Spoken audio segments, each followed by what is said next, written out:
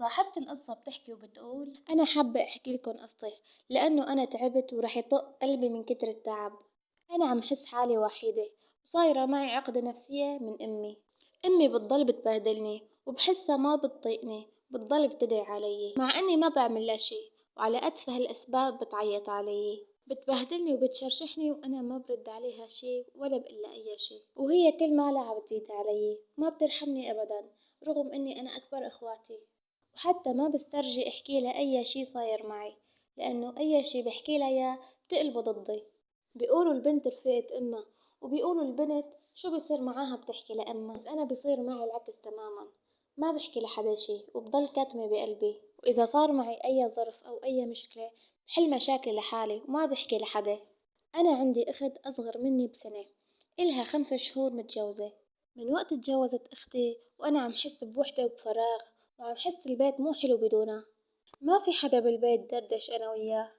كنت أنا وأختي كتير نعاني من ماما بسبب تصرفاتها وتعاملها معنا، بس من وقت اتجوزت أختي صارت معاملة ماما مع أختي كتير منيحة، صار كل الاهتمام والدلال إلها، وأنا بسبب المعاملة اللي عم تعاملني فيها عم حس حالي إني مو بنتها. وهالتعامل اللي عم بيعاملوني إياه بالبيت مو بس من أمي، حتى أبي هيك بيعاملني وبيقسى علي.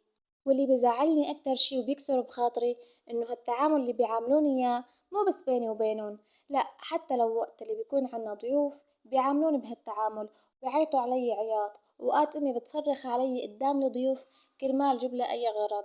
وأنا مالي بنت صغيرة لحتى يعاملوني بهالتعامل، أنا سنة تانية جامعة، وكل شي حكيتلكن إياه بكم مصروفي بكم تاني.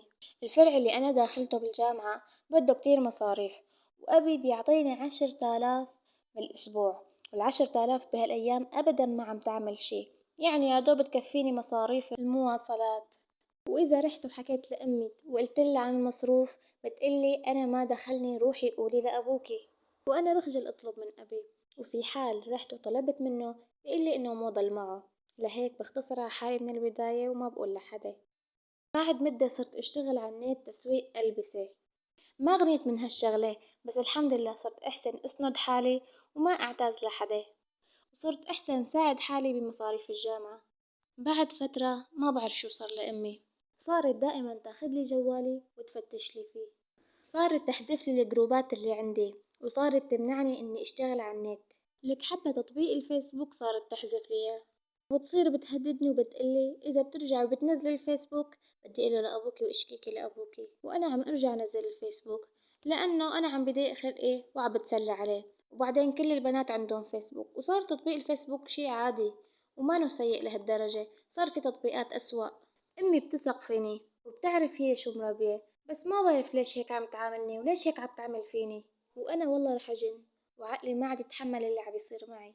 أمي من صغرنا مربيتنا على الخوف والرعب منا، وكانت تقتلنا كتير ونحن صغار، هيك منخاف منها ومنضل مرعوبين منها وبنعمل لها ألف حساب إلها وللبابا.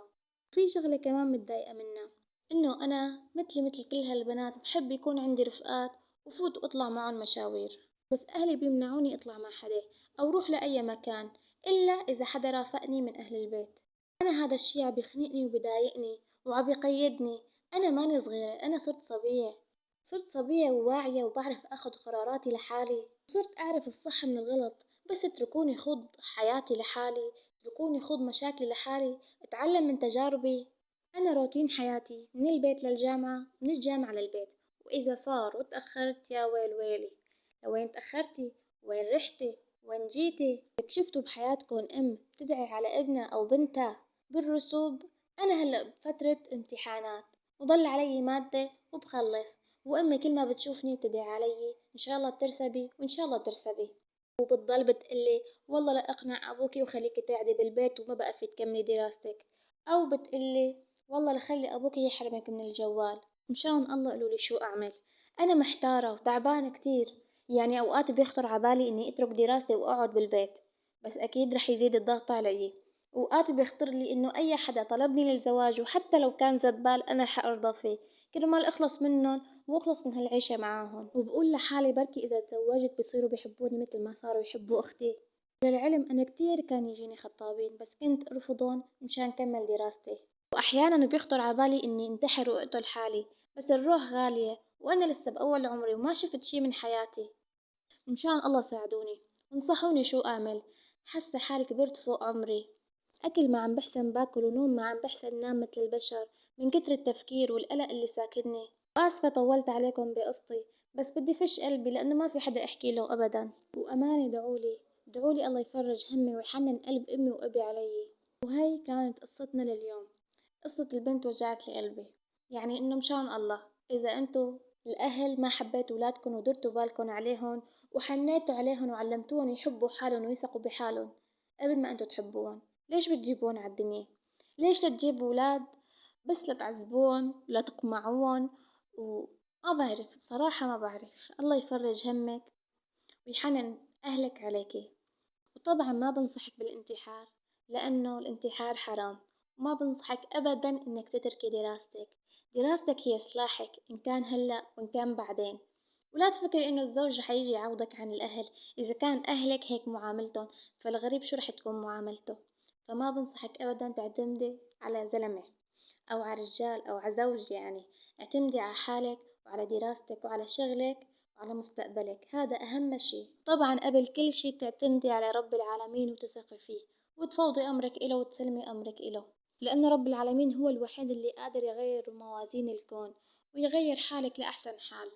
أما مشان أهلك فما رح تقدري تغيري شي. انت دعيلن الله يهديهم ويحنن قلبهم عليكي. وانتي شوفي هل يا ترى انتي مقصرة بحقهم؟ واذا ما كنتي مقصرة بحقهم فما عليكي غير انك تبريهم وتطيعيهم، ابدا ما تحاولي تعملي اي شي تاني. الله يفرج همك يا رب ويجبر بخاطرك ويحنن قلب اهلك عليكي، وان شاء الله بتنجحي وبتوصلي لاعلى المراتب. ولهون بنكون وصلنا لاخر القصة، واللي عنده اي اقتراح او اي نصيحة لهالبنت يكتب له اياها تحت بالكومنتات. طبعا اي حدا حابب يحكي قصته يبعت قصته على بريد صفحة قصص وحكايات باللهجة السورية على الفيسبوك.